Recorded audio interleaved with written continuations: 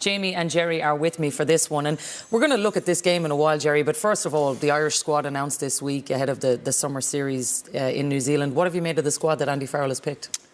I think off the back of how well the Ireland went, I think you could probably tell what the makeup of the squad was going to be. There's a couple of new names in there, a couple of guys who, you know, they could be potential bolters around selection and going to the World Cup, but I think the bulk of the squad is as we would have expected. As Jerry mentioned, there's a couple of bolters in there. I think the one that's caught a lot of people's eye is Harry Byrne. What have you made of his selection, Jamie? Yeah, look, I think it surprised everyone, particularly when you look at how much game time he's played. But, you know, Farrell and Cat obviously see something in him. There's a lot of talk around him, a lot of expectation on Harry Byrne, which is probably a little bit unfair for him. But it'd be interesting to be sitting around their dinner table at home when you consider that his brother has had a lot more game time, been a lot more consistent. And you wonder how much game time he's going to get down there. You could argue the case that he's had such a kind of checkered past with injuries that a good long pre-season is probably better, and leave him at home and get him a good pre-season, get a good start into the season, give him game time. But they want him down there and potentially he'll get on the pitch. Look at the calibre of backs he's going to surround himself with down there, though, Jerry. He's going to learn an awful lot. Is he going to play is the big question.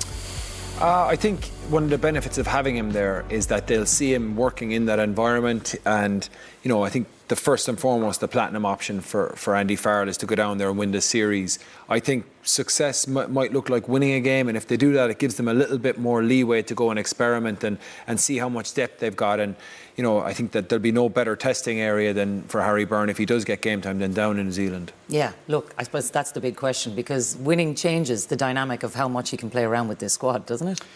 Yeah, I mean, I think everything, you know, in sport is kind of framed by the result as such. And like Jerry said, what is the successful tour when they come back after a couple of weeks down there? It's probably, if they get a win down there, would be unbelievable for this group. They're 15 months out from the World Cup. They don't have to win a World Cup yet. But if they go down there, do that, it's something else they haven't done. It's another kind of box ticked along the way, another milestone reached, which is really important for the group. But I personally just don't know how much game time he's going to get down there, particularly as well. It is important, though. We do need a pipeline of kind of succession players into Johnny Sexton. We've known that for like not just 4 years, probably 8 years now, you know, and we just can't seem to settle on who is kind of the successor to the throne of Johnny Sexton. Look, that's a problem and a conundrum that is going to go on and on. What about the forwards then, Jerry? When you take a look at this group, who's the big winners, and I guess who's the big losers who we're not seeing in this squad? I think the standout guy probably to not make the tour, putting a Munster hat on, is probably Jack O'Donoghue. Yeah, he had an outstanding season. You know, he's very, very versatile, can play 6, 7, 8. He's a fantastic line-out option, good offloading skills, and you know, he's captained Munster as well, you know, so he's shown good leadership skills. So, you know, I think he's going to feel probably a little bit aggrieved, but like there's a lot of the players there. You can't argue with any of those guys getting in there because they've all shown good form. I know Tom O'Toole caught your eye as well. I do want to get your thoughts on him, but before that, Jamie, just I suppose your own thoughts on that back row, given that's where you played, like Timoney, Jack O'Donoghue. How do you see this?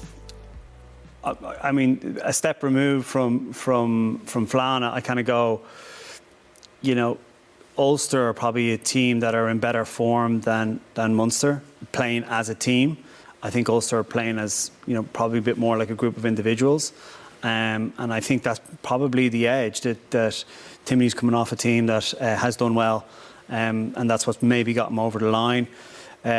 Jack is a good player. He's a very good generalist back row, but he's a master of none. And I think, you know, we were talking about it in terms of like, you know, the 7 role. We kind of need someone who plays a lot at 7.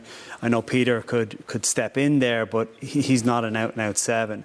It is interesting to see what they'll do from a line-out perspective, though, because Peter is probably outside of, probably even including our second rows, the best line-out option that we have. But again, we can't be relying on Peter just for that. We need other options there. Jack not being there is an option taken away. And also then that calls into question as well as who's calling our lineouts. A lot of kind of pressure, or not pressure, expectations put on James Ryan to call it.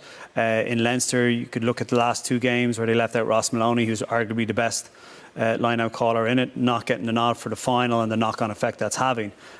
So again, you kind of go down to you go down to New Zealand. and putting that expectation again on James Ryan or not, maybe kind of adds to the whole area, the kind of debate of the mix you have between second rows and back rows and the different options that kind of makes on your team.